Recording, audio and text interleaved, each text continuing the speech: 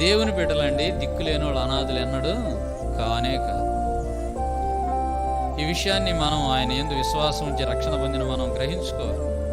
వయసు అయిపోతూ ఉండొచ్చు, పరిస్థితులు ఎలాగైనా ఉండొచ్చు, ఒకవేళ మారచ్చు, మారకపోవచ్చు, ఎనీ కండిషన్, ఏ పరిస్థితుల్లోనైనా ఆయన నీ జీవితంలో ఏం చేయటం మానుకోడు, వర్ధిల్ల చేయటం మానుకోడు, నూతన పరచటం మానుకోడు. ఆ సంగతులు మనం కనిపెడితే మనకు తెలియజేయకుండా